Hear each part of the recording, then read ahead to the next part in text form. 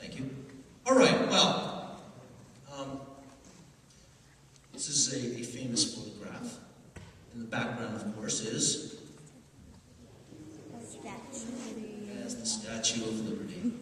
Yes, it's an inspiring sight. And I must admit, I too am a victim of this. One of the things as an immigrant that I've always wanted to do, despite my sarcasm, despite my deep cynicism, I've always wanted to go to the Statue of Liberty. It's just one of these things that, as an immigrant, it is. It's just what you do as an immigrant. You go there. Well, let's take a look at it closely. Next slide, please. I mean, look at this thing. It's immense. It's 305 feet high. I mean, the thing is just gigantic. This is a symbol, of course, of friendship between France and the U.S. during the American Revolution, though it took them a while to get around to thinking it up and giving it to us. To you. It's 1886 by the time this thing is erected. It's designed by Frederic Barthold, who's an architect. And it is based on the Roman goddess Libertas.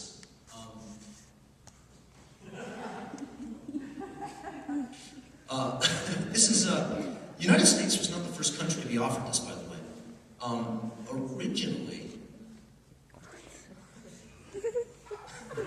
Originally, Barthold was offering this design to the Ottoman Empire, but they couldn't pay for it. It was, again, based on Libertas, very much the same design. The goddess who's meant to be holding, quite dramatically, this fiery torch up in the air with flames coming from her crown as well. But she was meant to be an Egyptian dressed in a peasant's robes. Well, this is more a classical Roman figure dressed in, toga. So we've changed a little bit. So where does this stand? Is this Jeffersonian or is it Hamiltonian? Does this thing say, here's a country of middle class, agrarian, farmers? Is this a country of the middle class, or is this a country of, industry and power? There was a contest. I don't know if you know this. There was a contest for a poetry contest to have something to commemorate this moment. And if I could have the next slide, please. And this was the winner. This is a sonnet by Emma Lazarus, who's the daughter of Russian Jewish immigrants. Now, Emma Lazarus grew up on the good part of New York.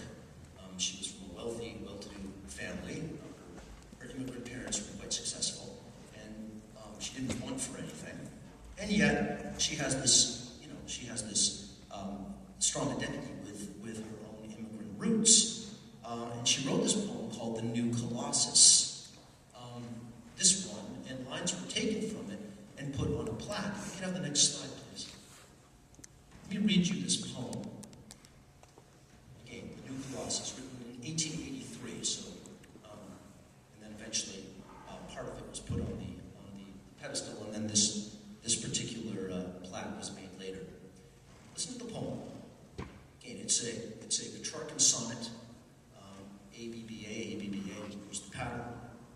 It's an iambic pentameter. It's got 10 syllables per line. Let's take a look at this. Not like the brazen giant of Greek fame, with conquering limbs astride from land to land. Here at our sea-washed sunset gate shall stand a mighty woman with a torch, whose flames the imprisoned lightning, and her name, Mother of Exiles. From her beacon hand glows worldwide welcome. Her mild eyes command the air-bridged harbor that twin cities frame. Keep, ancient lands, your storied pomp, cries she with silent lips. Give me your tired, your poor, your huddled masses yearning to be free.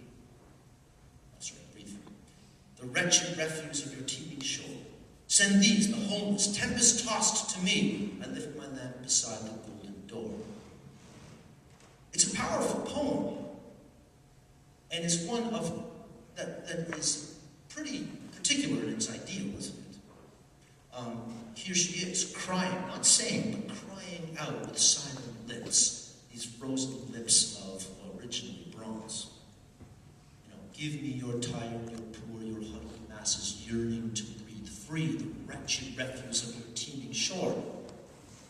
this is it. This is the cry of America. Come to America, the land of opportunity, the land of milk and honey, and you too will find success. You too will find, you don't need to be rich.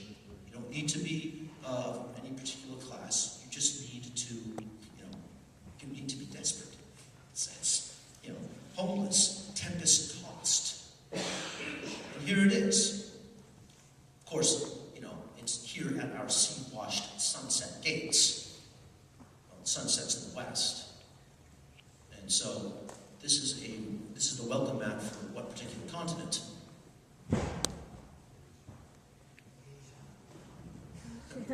What's east of America? Asia? Excellent. It's rhymes with starts with an E and rhymes with Europe. Right, brilliant. Whatever happened to my slide? We're having technical difficulties.